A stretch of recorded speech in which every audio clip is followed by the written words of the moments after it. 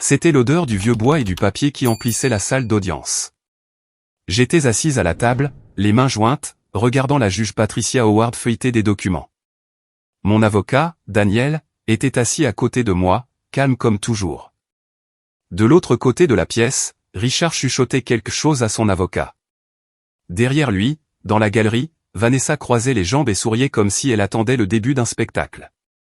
Je suppose que c'était le cas. 15 ans. C'est le temps que j'ai donné à cet homme. 15 ans à me lever avant l'aube. 15 ans à tenir les comptes, à courir après les contrats et à élever notre fille pendant qu'il serrait des mains et recevait les honneurs. Et maintenant, nous étions là, dans cette salle d'audience silencieuse, sur le point de tout diviser en deux comme on coupe un gâteau. Richard pensait savoir comment cela se terminerait. Je le voyais à la façon dont il s'adossait à sa chaise. Il pensait que je repartirais avec un petit règlement et une tape sur la tête. Il pensait que j'étais la même femme silencieuse qui hochait la tête et ne se plaignait jamais. Il était sur le point d'apprendre quelque chose de nouveau sur moi. La juge Howard leva les yeux de ses papiers. Avant de rendre ma décision, y a-t-il des questions finales que l'une ou l'autre des parties souhaite aborder? L'avocat de Richard secoua la tête. Richard ne prit même pas la peine de me regarder. Daniel se leva lentement. Votre honneur, ma cliente a une dernière preuve qu'elle souhaite soumettre. La tête de Richard se tourna. Pour la première fois de la matinée, il semblait intéressé.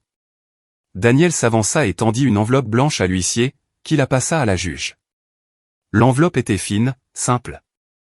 Elle ne ressemblait à rien, mais j'avais passé 6 mois à la remplir de tout. La juge Howard ouvrit l'enveloppe. Elle sortit les papiers à l'intérieur et commença à lire. La salle d'audience devint silencieuse. J'observai son visage. D'abord, il y eut de la confusion. Puis ses sourcils se haussèrent. Puis le coin de sa bouche tressaillit. Et puis elle rit. Pas un petit rire. Un vrai. Le genre qui sort quand quelque chose vous surprend tellement que vous ne pouvez pas le retenir. Eh bien, dit-elle en riant encore. C'est certainement intéressant. Richard se redressa. Son sourire avait disparu. Le visage de Vanessa devint vide. Et je suis restée assise là, les mains toujours jointes, le cœur battant régulièrement. C'était le moment. Mais je devrais revenir en arrière. Je devrais vous raconter comment nous en sommes arrivés là, à cette salle d'audience, à cette enveloppe, à l'expression sur le visage de Richard que je me souviendrai pour le reste de ma vie. Je devrais vous parler de la nuit où tout a changé. C'était un mardi, il y a 6 mois. J'étais dans la cuisine en train de préparer le dîner, hachant des oignons pour un ragoût que Richard aimait autrefois. La maison était calme. Mia était à l'étage en train de faire ses devoirs. Le seul son était celui de mon couteau contre la planche à découper. J'ai entendu la porte d'entrée s'ouvrir. Les pas de Richard étaient lourds, comme toujours quand il était de mauvaise humeur. Il est entré dans la cuisine, desserrant sa cravate comme si elle l'étouffait. Il n'a pas dit bonjour. Il n'a pas demandé comment s'était passée ma journée. Il est juste resté là à me regarder comme si j'étais un problème qu'il devait résoudre. Clara, dit-il, nous devons parler. J'ai posé le couteau. D'accord. Je veux le divorce. Les mots restèrent suspendus dans l'air entre nous. J'ai pris une serviette et je me suis essuyé les mains. J'ai laissé le silence s'étirer. Je le sentais me regarder, attendant les larmes, attendant que je m'effondre. Je suis malheureux depuis longtemps, a-t-il poursuivi. Sa voix était étudiée. Il avait répété cela. Je pense que nous nous sommes éloignés. Je pense que nous voulons des choses différentes. J'ai hoché lentement la tête. Je vois. J'ai besoin de quelqu'un qui m'excite. Quelqu'un qui m'inspire. Tu comprends, n'est-ce pas? J'ai failli rire. Après tout ce que j'avais fait pour lui, il avait besoin d'être inspiré. Après toutes les années que j'avais passées à construire son entreprise à partir de rien, il s'ennuyait. Mais je n'ai pas ri.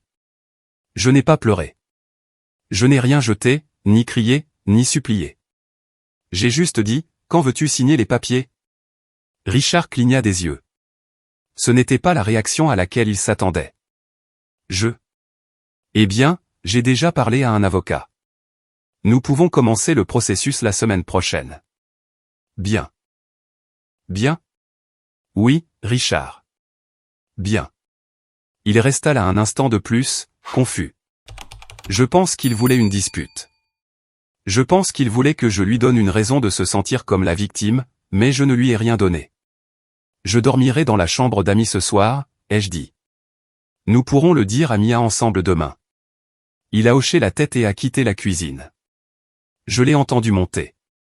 Je l'ai entendu se déplacer dans notre chambre, probablement en train de préparer un sac pour l'emmener à l'appartement de Vanessa. Je savais pour elle. Je le savais depuis plus d'1 an. Je suis retourné hacher des oignons. Mes mains étaient fermes. Cette nuit-là, après que la maison soit devenue silencieuse, je me suis assise sur le lit de la chambre d'Ami et j'ai passé un appel. Daniel Reeves, a dit la voix à l'autre bout du fil. Monsieur Reeves, je m'appelle Clara Bennett. Mon mari vient de me demander le divorce. Je suis désolé d'apprendre ça, Madame Bennett. Ne le soyez pas, ai-je dit. Je m'y attendais. J'ai besoin d'un avocat qui puisse m'aider à protéger ce qui m'appartient. Il y a eu une pause. Qu'avez-vous? Tout. Chaque contrat que j'ai rédigé, chaque compte que j'ai géré, chaque mensonge qu'il a dit. Je tiens des registres depuis 3 ans. Une autre pause, plus longue cette fois. Madame Bennett, pouvez-vous venir à mon bureau demain? Je serai là à 9 heures. J'ai raccroché et je suis resté assise dans le noir. J'ai pensé à la vie que j'avais construite. Pas seulement la maison, pas seulement l'entreprise. La vie.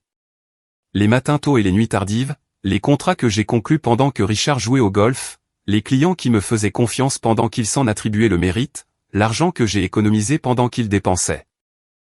Il me considérait comme un meuble, quelque chose de vieux et de familier qu'il pouvait remplacer quand il voulait quelque chose de plus récent. Il avait tort. Je me suis levé et j'ai ouvert mon ordinateur portable. J'ai commencé à transférer des fichiers de mon disque de sauvegarde, contrats, relevés bancaires, emails, photos de reçus pour des cadeaux que je n'ai jamais reçus, preuves de comptes dont je n'étais pas censé connaître l'existence. Il a fallu 2 heures pour tout organiser. Quand j'ai eu fini, le dossier était épais de preuves. J'ai fermé l'ordinateur portable et je me suis regardé dans le miroir. Le même visage que j'avais vu pendant 42 ans. Un peu plus âgé, un peu fatigué, mais le même. Richard voyait une vieille femme qui n'avait rien sans lui. Je voyais une femme qui avait prêté attention. Je me suis chuchoté à moi-même, si bas que personne ne pouvait l'entendre, tu penses me connaître, Richard. Tu ne sais rien. Le lendemain matin, je suis allé au bureau de Daniel avec mon dossier. C'était un homme grand, aux cheveux gris et aux yeux perçants. Il pratiquait le droit de la famille depuis 30 ans. Il avait tout vu. Mais quand il a ouvert mon dossier et a commencé à lire, ses sourcils se sont haussés. Depuis combien de temps préparez-vous cela? A-t-il demandé. Assez longtemps. Il a feuilleté d'autres pages. Des relevés bancaires, des contrats avec ma signature. Des preuves de comptes cachés aux îles Caïmans. Des preuves que Richard avait déjà commencé à déplacer de l'argent là où il pensait que je ne le trouverais pas. Daniel a levé les yeux vers moi. Il a presque souri.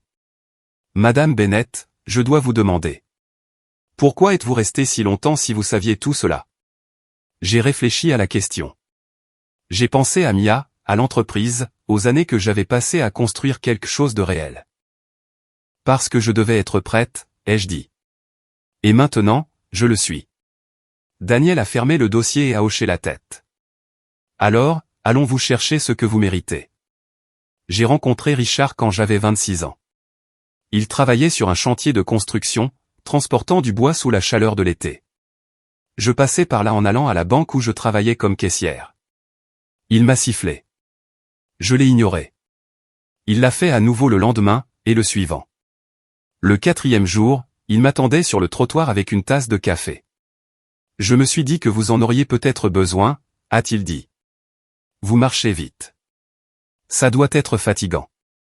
J'ai pris le café. Il était horrible, amer et brûlé. Mais il souriait si largement, comme s'il avait gagné quelque chose juste en m'arrêtant.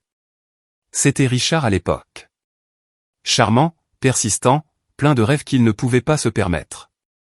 Nous nous sommes mariés 1 an plus tard. Petite cérémonie à la mairie.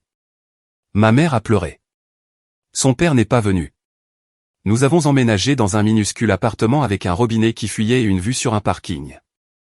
Richard travaillait toujours dans la construction pour quelqu'un d'autre, rentrant à la maison avec de la sueur dans les cheveux et de grands projets en tête. Je vais créer ma propre entreprise, m'a-t-il dit un soir.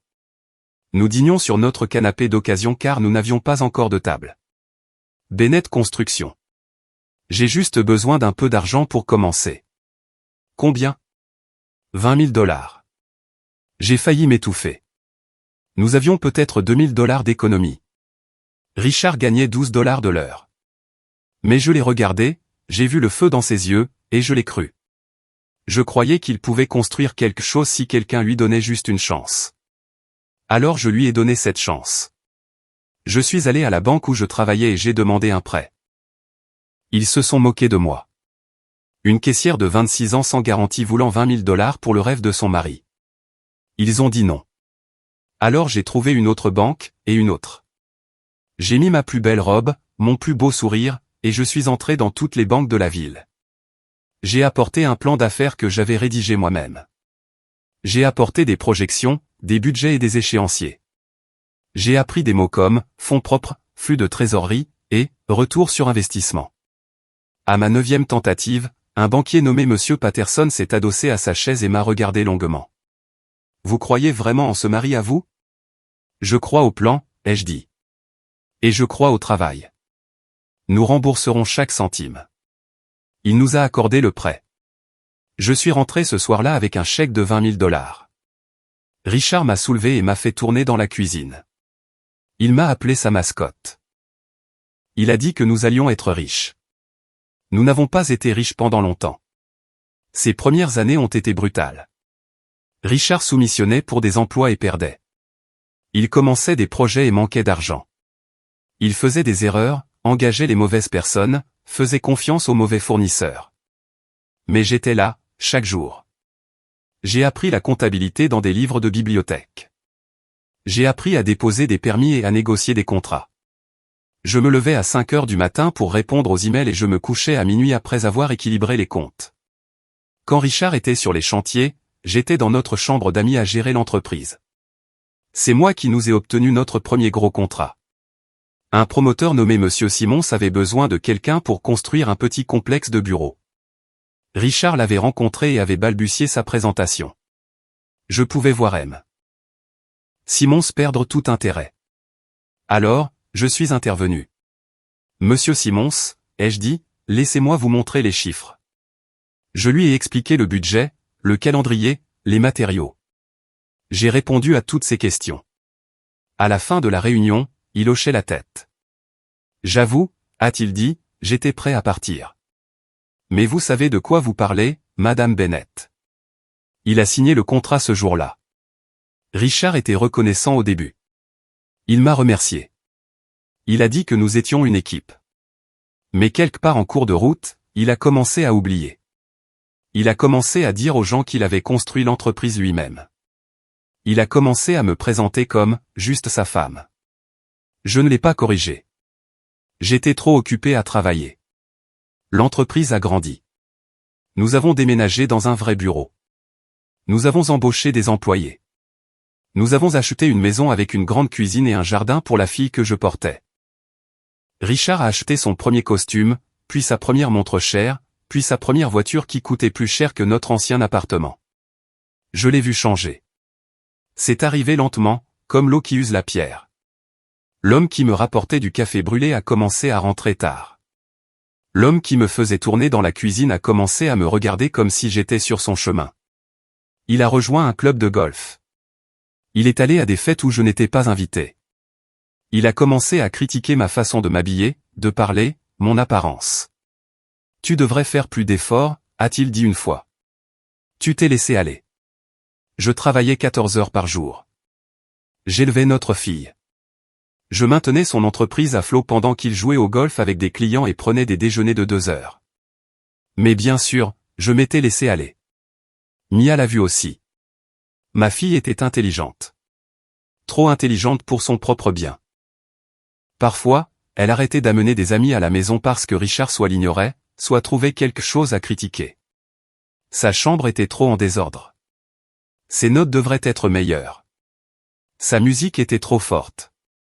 Un jour, quand Mia avait 12 ans, elle est venue me voir avec quelque chose dans la main. Une petite boucle d'oreille, en or avec un minuscule diamant. J'ai trouvé ça dans la voiture de papa, a-t-elle dit. Ce n'est pas la tienne. Mon cœur s'est brisé. Pas à cause de la boucle d'oreille. Je savais déjà pour l'autre femme. Mais parce que ma fille le savait. Parce qu'elle devait porter ce poids. J'ai pris la boucle d'oreille et je l'ai mise dans ma poche. Merci de me l'avoir dit, ma chérie. Qu'est-ce que tu vas faire? J'ai regardé ma fille. Elle avait mes yeux, sérieux et observateurs. Je vais m'en occuper, ai-je dit, quand le moment sera venu. Elle a hoché la tête. Elle me faisait confiance. J'ai gardé la boucle d'oreille. Je l'ai ajoutée au dossier que j'avais commencé. Le dossier plein de reçus, de relevés bancaires et de mets nocturnes. Le dossier qui s'épaississait chaque mois. 2 ans avant que Richard ne demande le divorce, il a engagé Vanessa. Elle était jeune, 27 ans, cheveux blonds, grand sourire et robe moulante. Il a dit qu'il avait besoin d'une assistante personnelle pour gérer son emploi du temps. Je n'ai rien dit. Je les ai observés. La façon dont elle riait à ses blagues. La façon dont il se penchait près d'elle quand il lui parlait. La façon dont il a commencé à aller au bureau le samedi, ce qu'il n'avait jamais fait auparavant. J'ai trouvé des reçus d'hôtel dans la poche de son manteau. J'ai trouvé des messages textes sur notre facture de téléphone commune. J'ai trouvé un débit pour des bijoux dans un magasin où je n'étais jamais allé. J'ai tout documenté. Les gens m'ont demandé pourquoi j'étais resté, pourquoi je n'étais pas parti tout de suite, pourquoi j'avais laissé faire. Parce que je constituais un dossier. Parce que je savais que si je partais trop tôt, ils cacheraient tout et je n'aurais rien. Parce que je devais être prête. Et parce qu'une partie de moi, une petite partie stupide, se souvenait encore de l'homme qui m'apportait du mauvais café sur un trottoir et me regardait comme si j'étais tout. Cet homme était parti, mais le souvenir a mis du temps à s'enterrer. 6 mois avant le divorce, j'ai pris mon premier rendez-vous avec Daniel Reeves. Je me suis assise dans son bureau avec mon dossier, 3 ans de preuves. Chaque élément prouvant que je n'étais pas seulement une épouse, mais une partenaire, une fondatrice, une égale. Daniel a tout lu. Son visage était calme, mais je pouvais voir la surprise dans ses yeux.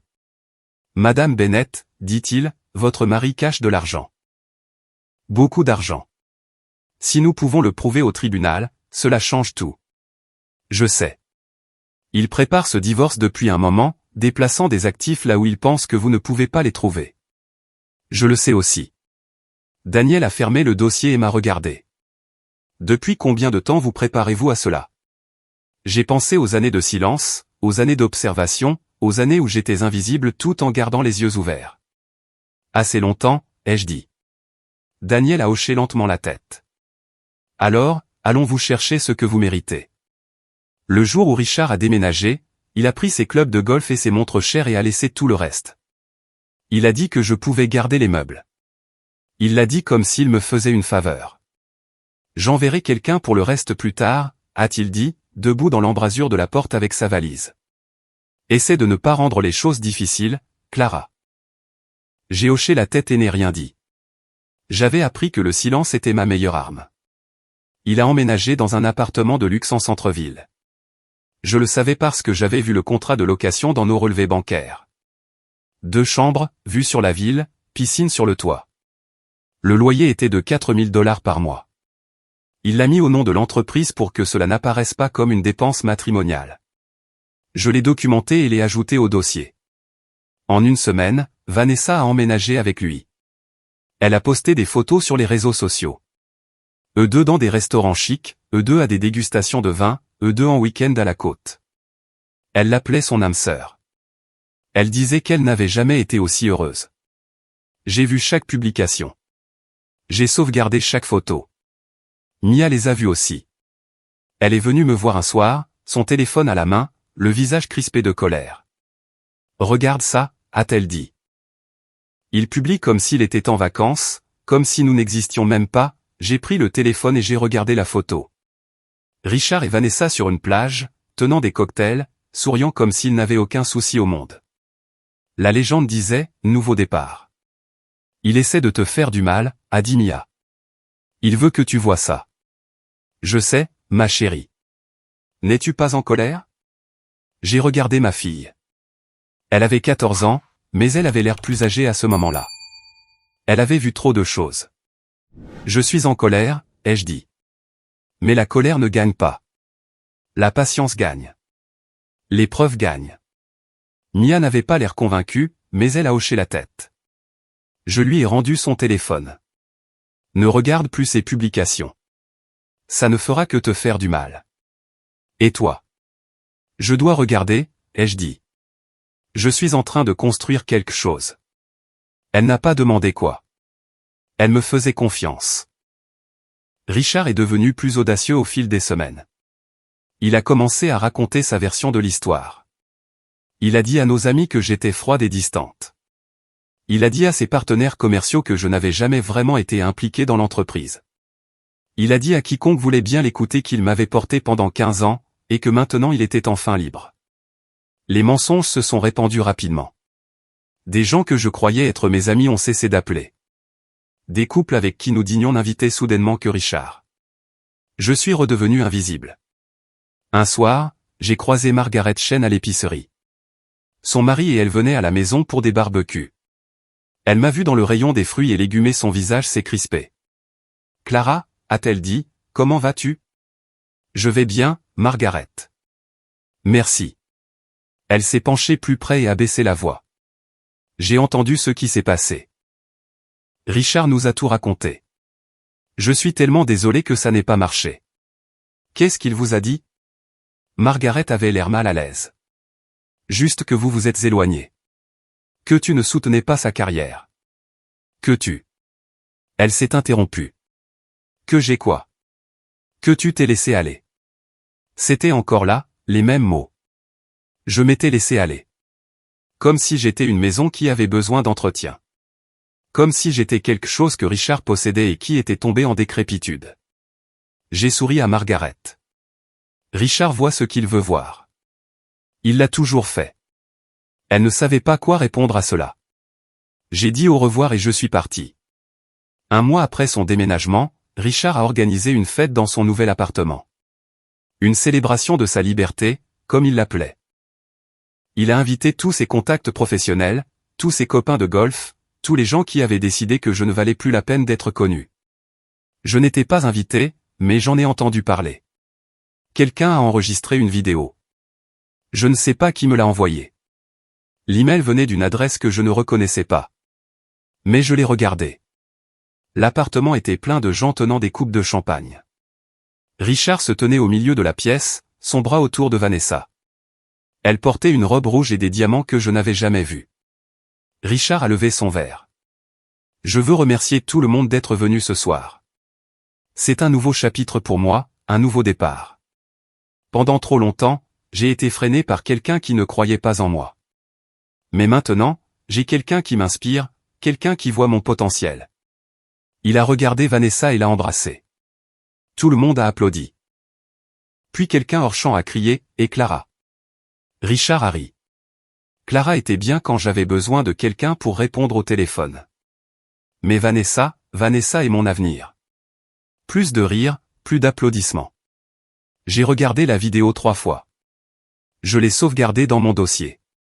2 semaines plus tard, Richard est venu à la maison pour récupérer certaines de ses affaires. Il a dit qu'il avait besoin de dossiers de son bureau à domicile. J'ai dit, d'accord. Mais il n'est pas venu seul. Il a amené Vanessa avec lui. J'étais dans la cuisine quand j'ai entendu la porte d'entrée s'ouvrir. J'ai entendu la voix de Richard, puis une autre voix, plus aiguë, plus jeune. Je suis sorti et elle était là, debout dans mon salon, regardant autour d'elle comme si elle inspectait une propriété qu'elle pourrait acheter. Alors, c'est ça, a dit Vanessa. Elle a plissé le nez. C'est très traditionnel. C'est démodé, a dit Richard. Je lui ai dit pendant des années que nous devrions rénover, mais elle n'a jamais voulu dépenser l'argent. Je me suis tenu dans l'embrasure de la porte et je les ai regardés. Vanessa a pris une photo sur l'étagère. C'était notre photo de mariage. Elle l'a regardée et a souri d'un air suffisant. « Tu as l'air si jeune ici », a-t-elle dit à Richard. « Si beau. »« J'étais jeune », a-t-il dit. « Trop jeune pour savoir ce que je voulais vraiment. » Vanessa a reposé la photo et s'est tournée vers moi. J'espère qu'il n'y a pas de rancune, Clara. Richard et moi n'avions pas prévu que ça arrive. Parfois, l'amour vous trouve, tout simplement. Je n'ai rien dit. Richard s'est dirigé vers son bureau mais s'est arrêté à côté de moi. Il s'est penché près de moi pour que Vanessa ne puisse pas entendre. Elle est trop vieille et sale pour moi de toute façon, a-t-il dit doucement. C'est ce que je dis aux gens quand ils me demandent pourquoi je suis parti. Tu comprends? Il a souri et est passé devant moi. Je suis resté là un instant. Mes mains tremblaient, mais mon visage était impassible. Je ne lui donnerai pas la satisfaction de me voir craquer. Vanessa a suivi Richard au bureau, ses talons claquant sur mes soles. Je les ai entendus rire de quelque chose. J'ai entendu des tiroirs s'ouvrir et se fermer. Quand ils sont revenus, Richard portait une boîte de dossiers.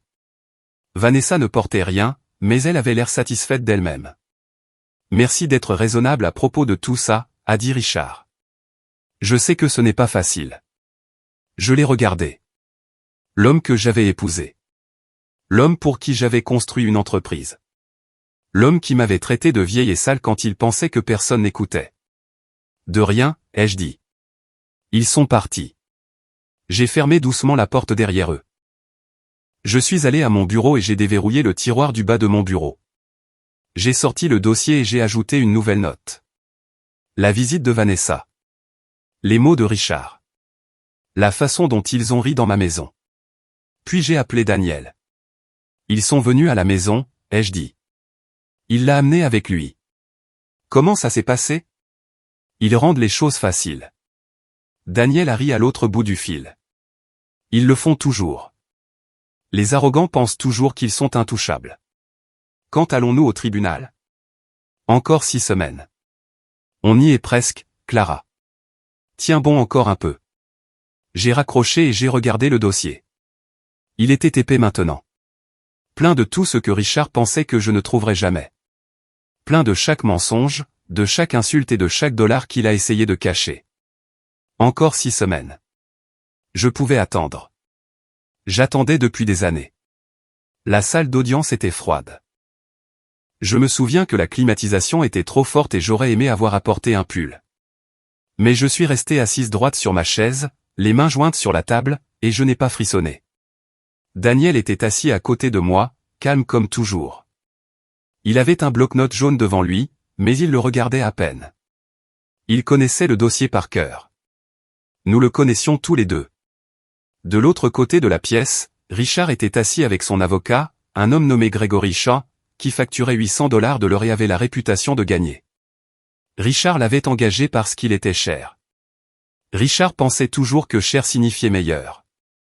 Derrière Richard, au premier rang de la galerie, Vanessa était assise, les jambes croisées et le menton haut. Elle portait une robe blanche comme si elle allait à un mariage. Peut-être qu'elle pensait que c'était le cas. Peut-être qu'elle pensait que c'était le jour où elle deviendrait la prochaine Madame Bennett. Elle m'a souri quand je l'ai regardée, un petit sourire de pitié, comme si elle était désolée pour moi. Je me suis retourné et j'ai fait face à l'avant. La juge Patricia Howard est entrée et nous nous sommes tous levés. C'était une grande femme aux cheveux argentés et aux lunettes qu'elle portait sur une chaîne autour du cou. Elle était juge depuis 30 ans.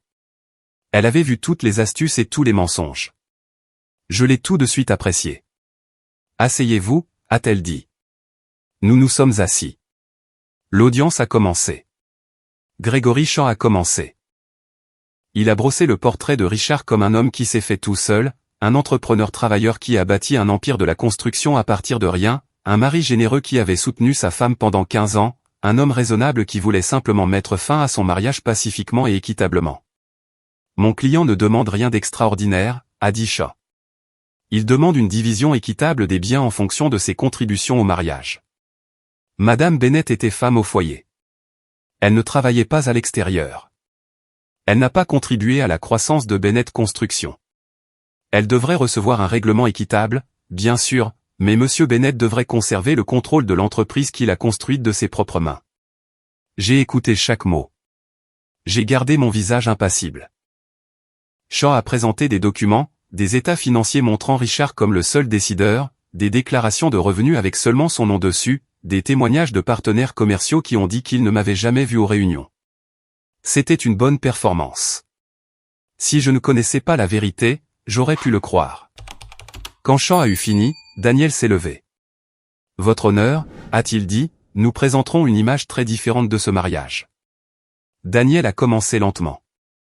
Il a parlé des premières années, du prêt que j'avais obtenu pour créer l'entreprise, des contrats que j'avais rédigés, des clients que j'avais apportés. Il a montré des documents avec ma signature, des emails où je négociais des contrats, des relevés bancaires où je gérais les comptes. Richard s'est agité sur son siège. Il a chuchoté quelque chose à Shaw. Daniel a continué. Il a montré au tribunal que je n'étais pas une femme au foyer. J'étais une cofondatrice. J'étais la personne qui faisait tourner l'entreprise pendant que Richard serrait des mains et jouait au golf. J'étais celle qui se levait à 5 heures du matin et se couchait à minuit. La juge Howard a écouté attentivement. Elle a pris des notes. Elle a posé des questions. Madame Bennett, a-t-elle dit, pourquoi votre nom n'est-il pas sur l'enregistrement de l'entreprise? Je me suis levé. Parce que Richard a dit que ce serait plus simple d'avoir un seul nom sur les papiers. Il a dit que c'était juste une formalité. Il a dit que nous étions partenaires, peu importe ce que disaient les documents. Et vous l'avez cru? Je l'ai cru, votre honneur. Pendant longtemps. Elle a hoché la tête et a écrit quelque chose. Daniel a présenté d'autres preuves. Les reçus d'hôtel, les frais de bijoux, les messages textes. La preuve que Richard avait une liaison depuis au moins 2 ans, la preuve qu'il avait utilisé les fonds matrimoniaux pour la payer. Le sourire de Vanessa s'est estompé. Le visage de Richard devenait rouge. Il a de nouveau chuchoté à Shaw, plus urgemment cette fois. Mais Daniel n'avait pas fini. Votre honneur, a-t-il dit, nous avons des preuves que M. Bennett a caché des actifs à ce tribunal. La pièce est devenue silencieuse. Shaw s'est levé. Objection. C'est de la spéculation. Ce n'est pas de la spéculation, a dit Daniel. Nous avons de la documentation. La juge Howard a regardé Daniel par-dessus ses lunettes. Quel genre de documentation? Des comptes bancaires aux îles Caïmans. Des biens achetés sous une société écran. De l'argent qui devrait faire partie du patrimoine matrimonial mais qui a été délibérément dissimulé. Richard s'est levé. C'est un mensonge. Shaw lui a attrapé le bras et l'a fait rasseoir. Votre honneur, mon client nie ces allégations. La juge Howard a levé la main. Je verrai les preuves. Daniel m'a fait un signe de tête. C'était le moment. J'ai fouillé dans mon sac et j'ai sorti l'enveloppe blanche. Je l'avais portée avec moi tous les jours pendant 1 mois. Je l'avais vérifiée tous les soirs pour m'assurer que tout y était. 3 ans de travail, 15 ans de mariage, tout cela dans une seule enveloppe. Daniel l'a prise et s'est dirigé vers le banc. Il l'a remise à l'huissier qui l'a remise à la juge Howard. Elle l'a ouverte. J'ai regardé son visage pendant qu'elle lisait. D'abord, il y a eu de la concentration, puis de la surprise, puis autre chose. Quelque chose comme de l'admiration. Et puis elle a ri. Ce n'était pas un rire méchant. C'était le rire de quelqu'un qui a vu quelque chose d'inattendu, quelque chose d'intelligent. Eh bien, a-t-elle dit, regardant toujours les papiers. C'est certainement intéressant. Le visage de Richard est devenu blanc. Shaw s'est penché, essayant de voir ce qu'il y avait dans l'enveloppe. Richard lui a attrapé le bras et a chuchoté frénétiquement.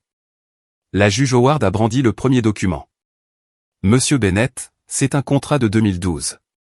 C'est pour le complexe de bureaux Morrison. La signature de votre femme y figure en tant que cofondatrice de Bennett Construction.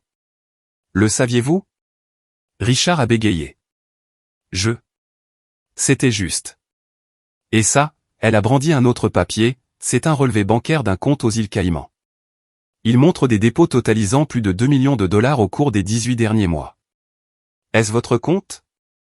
Votre honneur, je peux expliquer. Et ça, elle a brandi un 3e document, c'est une déclaration sous serment signée de votre ancien comptable.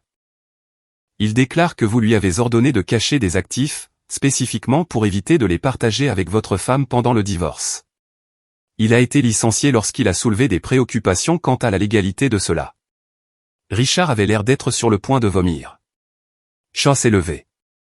Votre honneur, nous avons besoin de temps pour examiner ces documents. Nous n'avons pas été correctement prévenus. Vous avez été prévenu, a dit Daniel calmement. Ces documents ont été soumis au tribunal il y a 3 jours, comme requis. Si Monsieur Shaw ne les a pas examinés, c'est sa négligence. La juge Howard a regardé Shaw. Est-ce vrai? Vous avez reçu ces documents. Le visage de Shaw s'est crispé. Nous avons reçu un gros dossier, votre honneur. Nous n'avons pas eu le temps adéquat.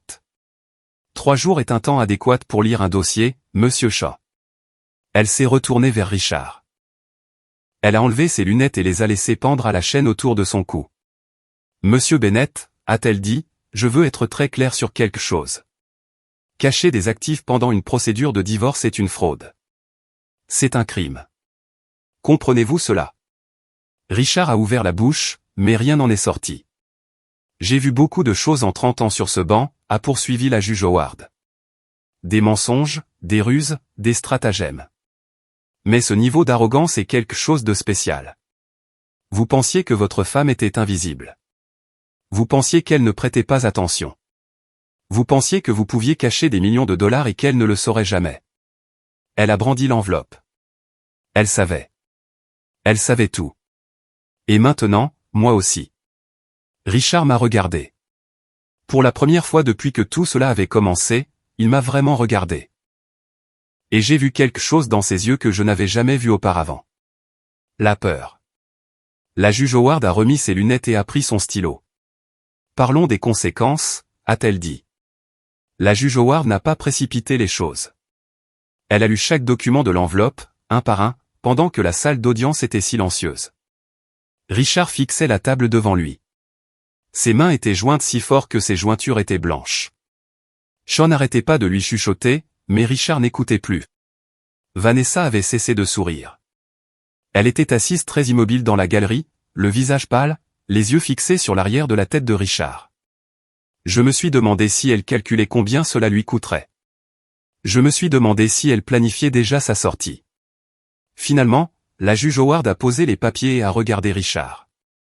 Monsieur Bennett, dit-elle, je vais être très direct avec vous. Vous avez menti à ce tribunal. Vous avez caché des actifs. Vous avez commis une fraude. Ce sont des infractions graves. Comprenez-vous la position dans laquelle vous vous trouvez? L'avocat de Richard s'est levé. Votre honneur, mon client maintient que ces comptes étaient des investissements commerciaux, pas des biens matrimoniaux. Nous aurons besoin de temps pour. Asseyez-vous, Monsieur Shaw. Shaw s'est assis. La juge Howard s'est retournée vers Richard. Je vous ai posé une question. Comprenez-vous la position dans laquelle vous vous trouvez? Richard a dégluti. Oui, votre honneur. Bien. Alors laissez-moi vous expliquer ce qui se passe maintenant. Elle a pris son stylo et a commencé à écrire tout en parlant. Sur la base des preuves présentées, je statue en faveur de Madame Bennett.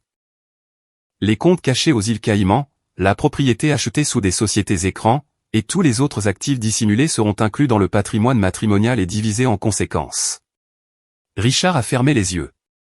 De plus, a-t-elle poursuivi, parce que Monsieur Bennett a délibérément tenté de frauder ce tribunal et de priver sa femme de sa juste part, j'accorde à Madame Bennett 70% de tous les biens matrimoniaux.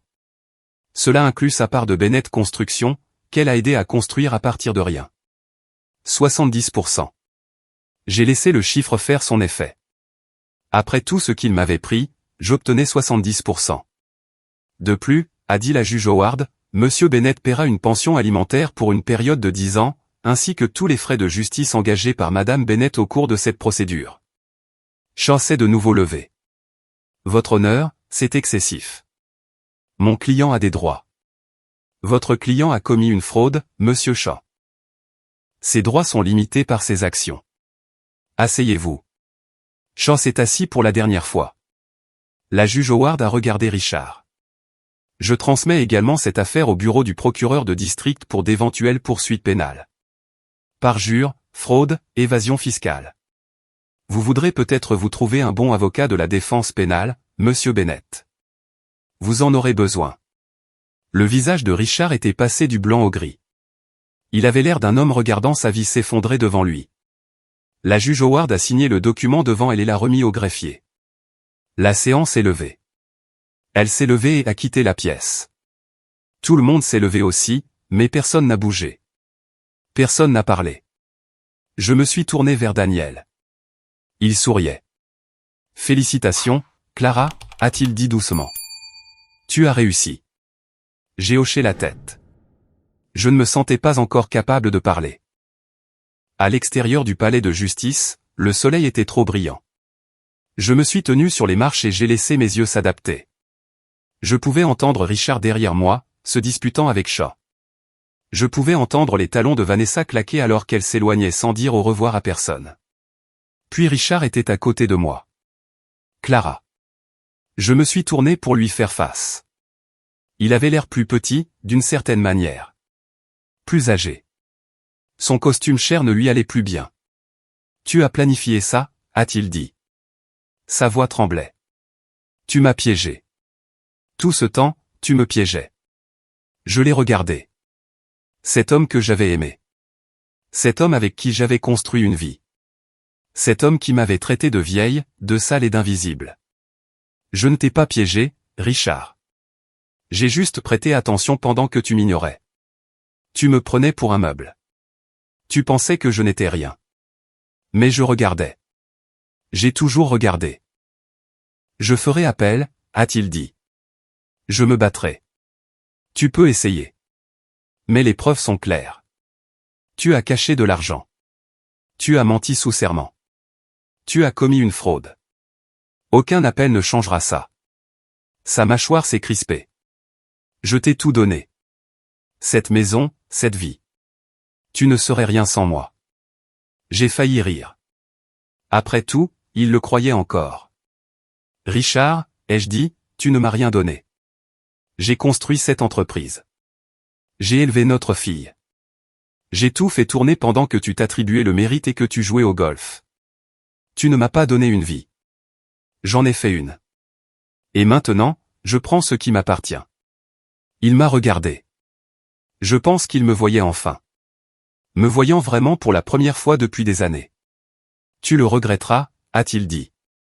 Non, ai-je dit, je ne le regretterai pas, je me suis retourné et j'ai descendu les marches du palais de justice.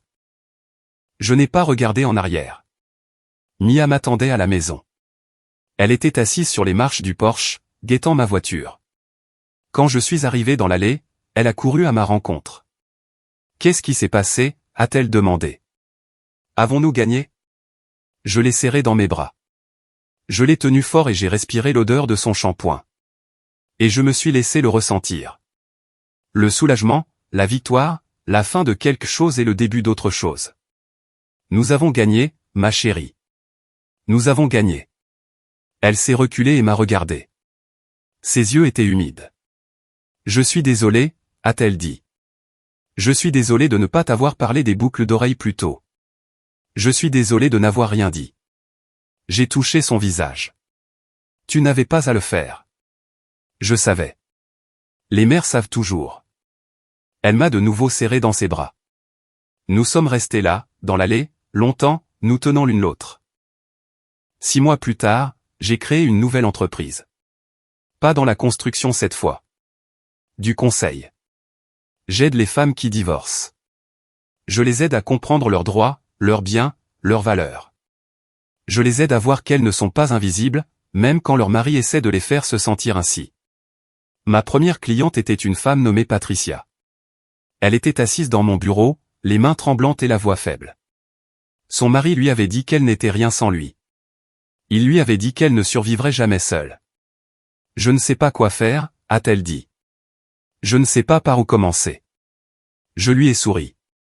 Je lui ai versé une tasse de café. Laissez-moi vous raconter une histoire, ai-je dit. Richard Bennett a perdu son entreprise. Il a perdu son argent. Il a perdu sa liberté lorsque les accusations criminelles ont été retenues. La dernière fois que j'ai entendu parler de lui, il travaillait dans une quincaillerie et vivait dans un appartement d'une chambre de l'autre côté de la ville. Vanessa l'a quitté avant même le début du procès. Je ne pense plus beaucoup à lui. Je pense à Mia, qui obtiendra son diplôme de fin d'études secondaires l'année prochaine. Je pense à mes clientes qui viennent à moi briser et repartent la tête haute. Je pense à la vie que je construis maintenant, selon mes propres termes, avec mon propre nom sur chaque document. Certaines personnes pensent que mon histoire est une histoire de vengeance. Ce n'est pas le cas. C'est une histoire d'attention. C'est une histoire de connaissance de sa propre valeur. C'est une histoire d'attente du bon moment, puis de prise de ce qui vous appartient. Richard voyait une vieille femme qui s'était laissée aller. Je voyais une femme qui avait construit quelque chose depuis le début. Certaines fins ne sont que des débuts déguisés.